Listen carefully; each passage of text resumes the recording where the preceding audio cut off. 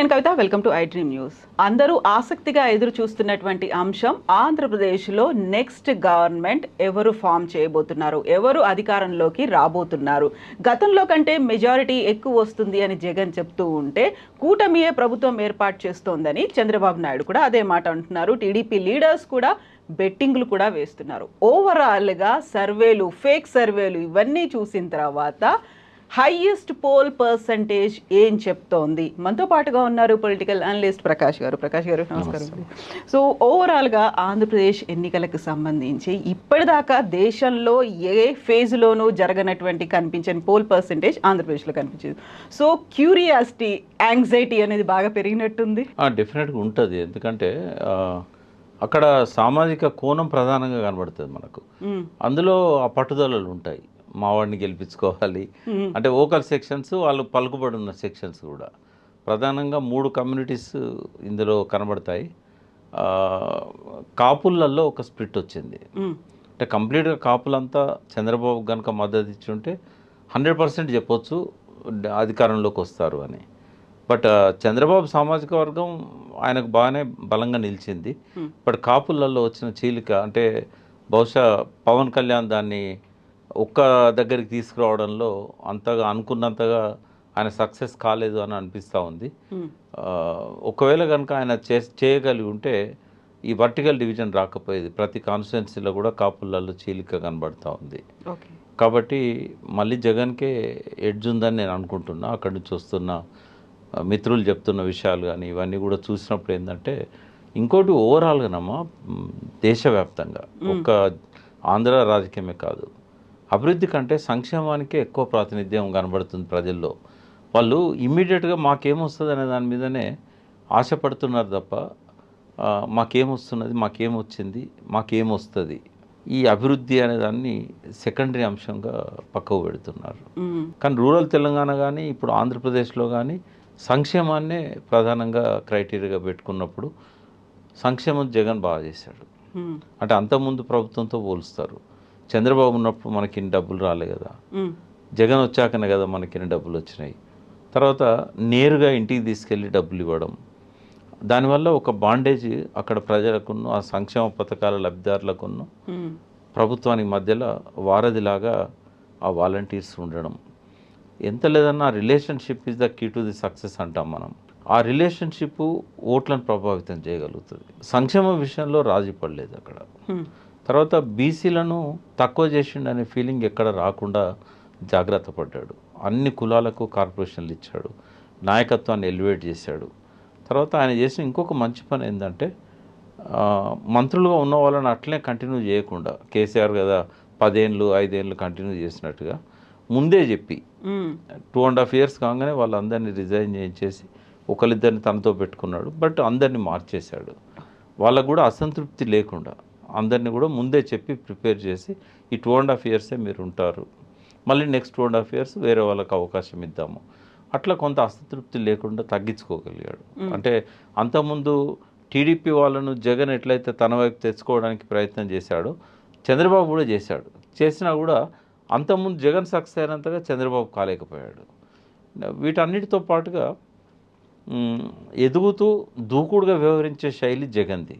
ఒక రకంగా వృద్ధాప్యంతో, ఒక నిరాశ నిస్పృహలతోని, అంత కొండంత రాజశేఖర రెడ్డి దగ్గర ప్రతిపక్ష నాయకుడిగా బలంగా వ్యవహరించిన వ్యక్తి జగన్ చేతిలో చావు దెబ్బ తిన్నాడన్న మాట వాడచ్చు. అంటే ఆ రాజకీయ క్రీడలో జగన్ పైచేయి సాధించాడు. అసెంబ్లీలో జరిగిన అది ఎతికలా అనెతికలా అనే విషయాల్లోకి నేను పోను, పార్లమెంటరీ పద్ధతి అన్పార్లమెంటరీ అనేది కూడా నేను పోను. బట్ చంద్రబాబు మాత్రం ఒక గంజిలో పడ్డ ఈగలాగా తీసి పడేశాడు జగన్. దాన్ని కూడా హర్షించే వాళ్ళు ఉంటారు కొంతమంది. అంటే ఆయన స్థాయికి వాస్తవంగా జగన్ చాలా చిన్న రాజకీయ నాయకుడు, యంగ్ పొలిటీషియన్. రాజకీయ అంటే వైఎస్ రాజశేఖర రెడ్డితో సమవుజ్జిగా ఉండి, ఆంధ్రలో ఒకసారి, తెలంగాణలో 2 సార్లు ముఖ్యమంత్రిగా ఉండి, ఒక బలమైన ప్రతిపక్ష నాయకునిగా ఉండి 25-30 ఏళ్ళు రాజకీయాలను శాసించిన వ్యక్తి. Almost YS Rajasekhara Reddy and ఇద్దరు ఒకేసారి ఎమ్మెల్యేలు అయ్యారు. ఒకేసారి కాంగ్రెస్లో Join అవ్వడం. 78లో వి హనుమంతరావు గారు యూత్ కాంగ్రెస్ ప్రెసిడెంట్ ఉన్నప్పుడు ముగ్గురు వైస్ ప్రెసిడెంట్లు, కె చంద్రశేఖరరావు గారు, చంద్రబాబు నాయుడు, రాజశేఖర రెడ్డి. తర్వాత ఇద్దరికి మొదటిసారి అంజయ్య గారి మంత్రివర్గంలోనే రాజశేఖర రెడ్డికి ఆయనకు వచ్చింది. వాళ్ళిద్దరు ఎమ్మెల్యేలు కాబట్టి వాళ్ళకు అందులో వచ్చింది. సో అటువంటి పరిస్థితి నుంచి జగన్ ఎదుర్కోవాల్సి వచ్చేసరికి ఆయనకు కొడుకు ఎదిగి రాలేదు. అంటే రాజకీయంగా ఆయన పోటీ చేసినా కూడా గెలవకపోవడం ఒక మైనస్ పాయింట్. ఆ శక్తియుక్తులను ఆయన చూపెట్టకపోవడం, ప్రదర్శించకపోవడం, ఎదగలేకపోవడం, ఆ శక్తిని అంటే ఇప్పుడు రాజశేఖర రెడ్డి కొడుకుగా జగన్, కేసీఆర్ కొడుకుగా కేటీఆర్ ఎట్లయితే ఎదిగారో ఆ లోకేష్ లోపల ఆ ఎదుగుదలను ఆంధ్ర ప్రజలు చూడలేకపోయారు. ఆయన ఓటమి కూడా ఆయనకు బిగినింగ్లో వచ్చిన ఒక పెద్ద మైనస్ పాయింట్. అది మొదటిసారి గెలవాల్సి ఉండే ఆయన. ఇవన్నీ చూసినప్పుడు కొంత నాయకత్వ వైఫల్యం టీడీపీలో వెంటాడుతూ ఉంది. బలమైన నాయకుడే, నో డౌట్. కానీ జగన్ లాగా దూకుడుగా పోవడంలో కానీ ఆ రాజకీయం అంటే ఒక నెక్స్ట్ జనరేషన్ లీడర్ కదా జగన్. అంటే ఇప్పుడున్న వ్యూహాలు, ఎత్తుగడలు ఆ పాత ఎత్తుగడలకు, వ్యూహాలకు సరిపోవు. ఇప్పుడున్నవి పైచేయిగా దూకుడుగా వెళ్ళిపోతూ ఉంటాయి. ఆ పాత రాజకీయం అనేది పక్కకు పెట్టాలి. బట్ ఆ మార్పు అనేది చంద్రబాబులో కనబడతలేదు. ఆయన ఇంకా ట్రెడిషనల్గానే ఎన్టీ రామారావు కాలం నాడు ఎట్లా రాజకీయాలు చేశాడో ఆ మూసలోనే ఆయన వస్తున్నాడు. పెద్దగా మార్పు ఏం కనబడతలేదు. మార్పు కావాలి డెఫినెట్గా. నాయకుల లోపల మార్పు ఉంటేనే ప్రజలు కొంత అటువైపు ఆకర్షించబడతారు. బట్ అందరికీ తెలిసిన నాయకుడు, 40 ఏళ్ళ నుంచి రాజకీయం చేస్తున్న నాయకుడు, రాజశేఖర రెడ్డితో ఎదుర్కొన్న నాయకుడు జగన్ దగ్గరికి వచ్చేసరికి ఈయన ఎత్తుగడల ముందు అవి పనిచేయలేకపోతున్నాయి. సరే, ఆయన చేసిన అతిపెద్ద తప్పు ఏంటంటే మోడీతో పెట్టుకోవడం. కేసీఆర్ ఎట్లా పెట్టుకున్నాడు, చంద్రబాబు కూడా మొదటి టర్మ్లో మోడీతో పెట్టుకున్నాడు.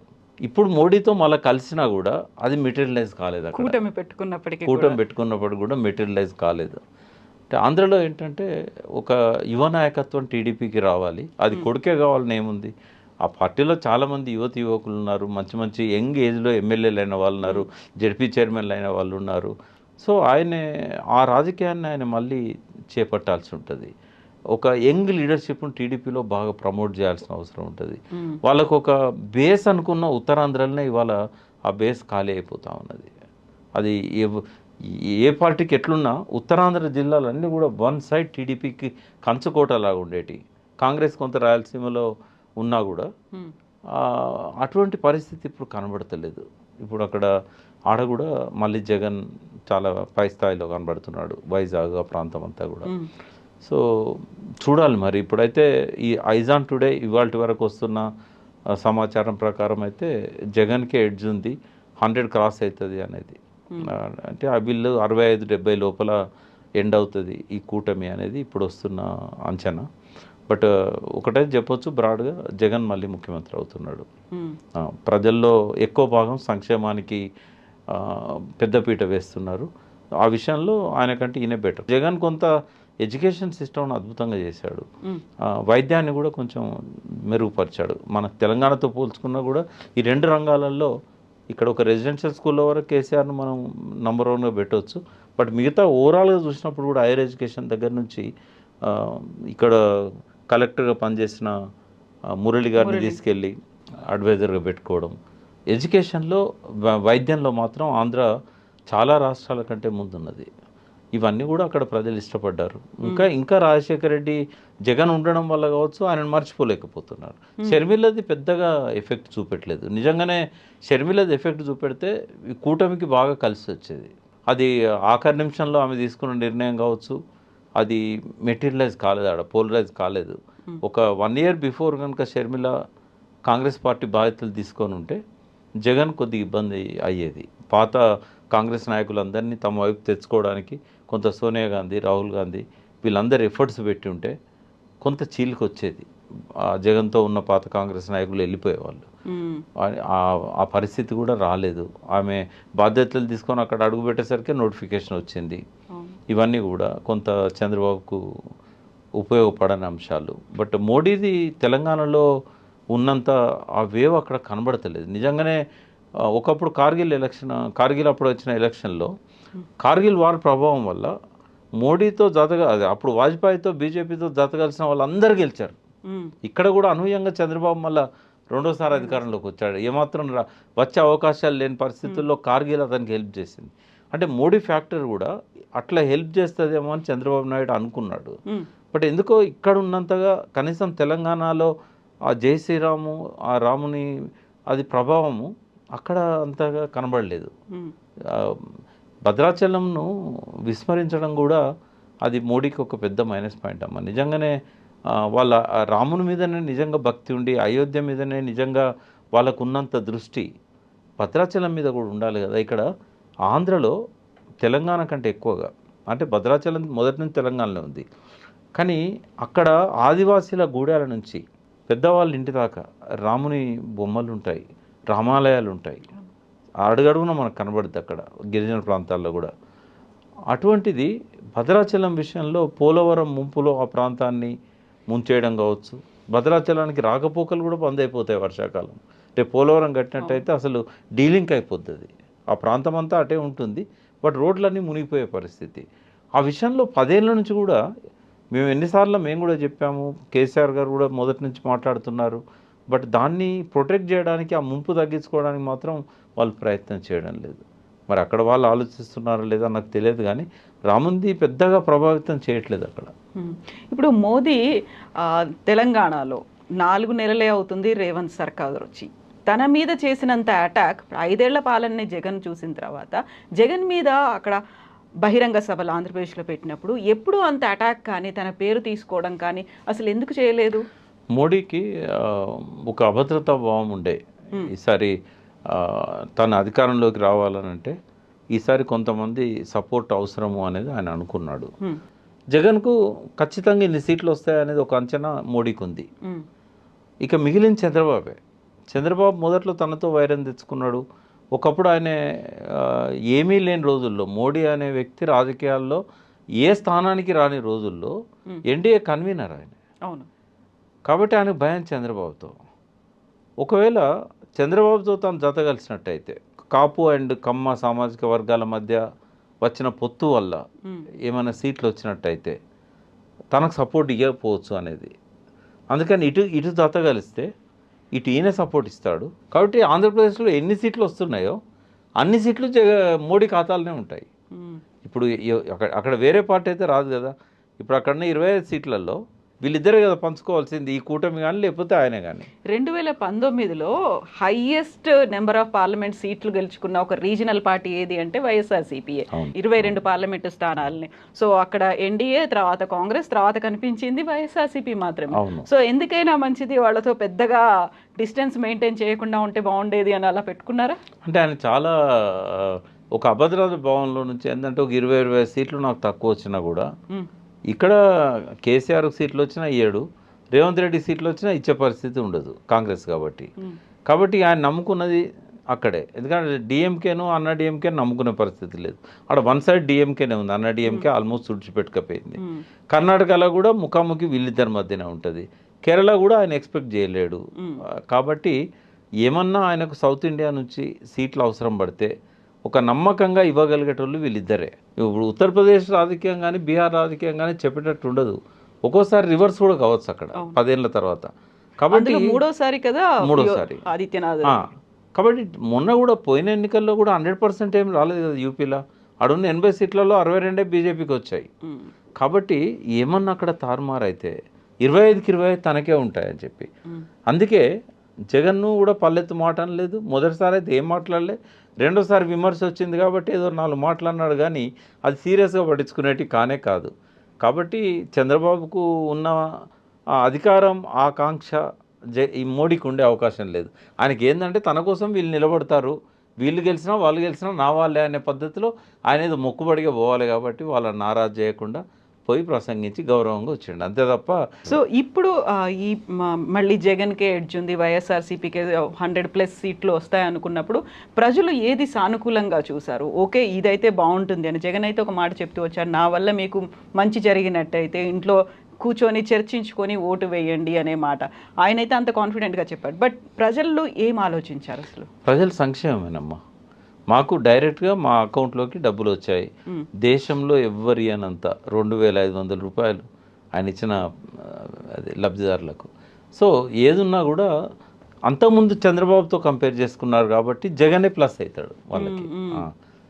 సీరియస్గా చంద్రబాబు నాయుడు కనుక దాన్ని ఎలక్షన్ క్యాంపెయిన్లో ప్రొజెక్ట్ చేసి ఉండి కేవలం అది ఒక గన్నవరము, విజయవాడ, అమరావతి ప్రాంతానికే పరిమితం కాకుండా అది మొత్తం రాష్ట్ర వ్యాప్తంగా విస్తృతం చేసి ఉంటే కొత్త ప్రతిపాదన కూడా ఆయన ఏమన్నా పెట్టి ఉంటే వాళ్ళని సాటిస్ఫై చేయడానికి, వైజాగ్ వాళ్ళను, కర్నూలు వాళ్ళను సాటిస్ఫై చేయడానికి ఏదన్నా ఆయన పెట్టి ఉంటే ఒక రకంగా అది ప్లస్ అయ్యేది ఆయనకి. బట్ అది కూడా లేదు. ఇంకోటి ఏంటంటే ఈ రాజకీయ పార్టీలు ఒకరినొకరు తిట్టుకోవడం తప్ప ఒక ప్రత్యామ్నాయ రాజకీయ లక్ష్యాలు, విధానాలు, ప్రజలకు కొత్తగా మేము ఏమి ఇవ్వబోతున్నాం, ప్రజల జీవన ప్రమాణాలు పెంచడానికి మేము ఏం చేయబోతున్నాం, ఈ విషయాల మీద ఎవరు పెద్దగా చెప్పింది ఏం లేదు. అంటే ఇది దేశవ్యాప్తంగా కనబడుతూ ఉంది మనకి. అంటే కొత్త విధానాలే లేకుండా పోయినాయి ఏ పార్టీకి కూడా. ఉదాహరణకి ఇంత 10 సంవత్సరాల అధికారంలో ఉన్న టీఆర్ఎస్ కూడా ఎన్నికల్లో ఒక కొత్త ఆల్టర్నేటివ్ ఏజెండా పెట్టలేకపోయింది. చంద్రబాబు పెట్టలేకపోయాడు. చేసినా చెప్పుకోవడమే జగన్ చేస్తున్నాడు. మేము అధికారంలోకి వస్తే ఇవి చేస్తామని చెప్పుకోవడంలో చంద్రబాబు ఫెయిల్ అయ్యాడు. ఎన్నికల ప్రణాళికలకు అసలు విలువే లేకుండా పోతున్నది. అంటే ఎందుకు అట్లా నిష్క్రియాపరత్వము ఈ రాజకీయ నాయకత్వంలో ఆవరించున్నది అనేది. అది ఇంకోటి అన్నిటికంటే ఎక్కువ మోడీ ఈ దేశాన్ని 10 సంవత్సరాలు ప్రధానమంత్రిగా ఉండి నెక్స్ట్ 5 years ఏం చేయబోతున్నాడో చెప్పకుండా మళ్ళీ అదే ఉద్యోగాల పాట పాడుతున్నాడు తప్ప ఒక ప్రత్యామ్నాయంగా ఏం చేయబోతున్నాడు. భారతదేశాన్ని ఒక ఆర్థిక శక్తిగా ఎదిగించడంలో ఆ సహజంగానే వస్తుంది. ఆయన ప్లేస్లో ఇంకోరు ఉన్నా కూడా ఆ శక్తులు అభివృద్ధి చెందుతున్నాయి, పారిశ్రామికీకరణ జరుగుతున్నది, సాగుభూమి పెరుగుతున్నది, సర్వీస్ సెక్టర్ పెరుగుతున్నది, మ్యాన్ పవర్ ఎక్కువగా ఉంది. కాబట్టి మనకి ఇష్టం ఉన్నా లేకున్నా గ్రోయింగ్ ఎకానమీగా ప్రపంచంలో ఇది రోజు రోజుకు ముందుకు పోయే దేశంగానే ఉంటుంది. అందులో మోడీ ప్రత్యేకంగా చేస్తున్నది అయితే ఏమీ లేదు. బట్ ఈ దేశానికి మౌలిక సమస్యల పరిష్కారం కోసం తను కూడా ఒక ప్రత్యామ్నాయ ఎజెండా ఇవ్వలేకపోయాడే. అంటే ఇవన్నీ కూడా ఓవరాల్గా చూసినప్పుడు ఏంటంటే ఒక నిష్క్రియాపరత్వం ఈ దేశ రాజకీయ వ్యవస్థ లోపల అది ఏ పార్టీ అన్నా కానీ నెలకొన్నది. ఒకరినొకరు తిట్టుకొని పైచేయి సాధించుకోవాలనుకుంటున్నారు తప్ప ప్రజలను గెలిపించడానికి ఏం చేయాలనేది ఎవరు చెప్పడం లేదు. ఇప్పుడు కేసీఆర్ ఎన్నోసార్లు అన్నాడు, ఈ దేశంలో సగం నీరు వృధాగా సముద్రాల్లో పోతున్నది, దాన్ని వ్యవసాయ భూములకు మలపడానికి ఒక ప్రత్యామ్నాయ విధానం ఈ జాతీయ పార్టీల దగ్గర లేదు అన్నాడు. ఆయన 4 సంవత్సరాల నుంచి చెప్తున్నా కూడా ఈసారన్న ఎజెండాలో వాటి గురించి ఏమైనా ఉంటుందేమో అని అనుకున్నాం. ఏది లేదు. అందుకే ఇది ఆంధ్రలో కూడా ఇది కనబడుతూ ఉంది. ఇక ప్రజలకు దిక్కు లేదు, ఎవరినో ఒకరిని ఎన్నుకోవాలి, మనకి ఇష్టం ఉన్నా లేకున్నా వాడు పోలింగ్ బూత్ పోవాలి, ఓటు వేయాలి, వదిలేశారు. వాస్తవం క్యాంపెయిన్స్ కూడా ఈ ఎండాకాలము బహుశా ఏమో కానీ గతంలో ఉన్నంత దూకుడుగా అయితే తెలంగాణలో లేదు. పార్లమెంట్ ఎన్నికల క్యాంపెయిన్ అంతా కూడా ఇంకా లాస్ట్కు ప్రజలను వదిలేశారు పోలింగ్ బూత్కి. ఈసారి ఇంకొక ప్లస్ పాయింట్ ఏంటంటే డబ్బులు పంచడంలో మాత్రం అందరూ ఫెయిల్ అయ్యారు. అదొకటి ప్రజాస్వామికవాదులకు ఒక ఆశాజనకమైన వార్త ఏంటంటే ఏ పార్టీ కూడా పెద్ద మొత్తంలో కాదు కదా, కనీసం కూడా మనకు ఒక 7-8 నియోజకవర్గాలలో 1-2 పార్టీల వాళ్ళు ఏదో కొద్ది మోతాదులో అది కూడా కోపం తెప్పించింది. నేను పేరు చెప్పాను, ఒక నియోజకవర్గంలో పోయినసారి ఒక పార్టీ 5,000 ఇచ్చింది, ఇంకో పార్టీ 3,000 ఇచ్చారు, ఒక పార్టీ అప్పుడు ఏమి ఇవ్వలేదు. ఆ ఇద్దరు కూడా ఈసారి ఏమి ఇవ్వలేదు. అంటే ఒకడు అధికారంలో ఉన్నాడు, ఒకడు 10 ఏళ్ళ అధికారంలో ఉన్నాడు. వాళ్ళిద్దరు ఏమి ఇయ్యనప్పుడు వాళ్ళకి ఎందుకు ఇవ్వాలి, వీడికి ఇద్దాం కొత్తోడికి. ఎట్లాగో ఇది ప్లస్ అయిందా బీజేపీకి తెలంగాణలో? ఇది ప్లస్ అయింది, బీజేపీకి మాత్రం ఇది చాలా ప్లస్ అయింది. ఎందుకంటే బీజేపీ వాళ్ళు ఎవరు కూడా 1-2 నియోజకవర్గాల్లో అభ్యర్థులు బాగా డబ్బున్న వాళ్ళు కావడం వల్ల వాళ్ళు ఇచ్చారే తప్ప ఓవరాల్గా చూసినప్పుడు టీఆర్ఎస్ కూడా పార్టీ పరంగా పెద్దగా ఇచ్చినట్లేదు. అక్కడక్కడ క్యాండిడేట్స్ వాళ్ళు పెట్టుకున్నారు. మొత్తానికి ఏంటంటే ఈసారి డబ్బు ప్రభావం మాత్రం చాలా తగ్గింది. పట్టుకున్న డబ్బులు కూడా కంపేర్ చేయలేము. మనం అసెంబ్లీ ఎన్నికల్లో ఎంత డబ్బు దొరికింది, పార్లమెంట్ ఎన్నికల్లో ఎంత డబ్బు దొరికింది, అసలు కంపారిజన్ లేదు. అదొక అంటే అసెంబ్లీ ఎన్నికలు కూడా ఇట్లనే జరగాలి. ఒక ప్రత్యామ్నాయ ఎజెండా చూపెట్టాలి, ప్రజలకి కొంత ఆశలు కల్పించాలి, ప్రణాళికలు రాసుకున్న దాన్ని అమలు చేయాలి.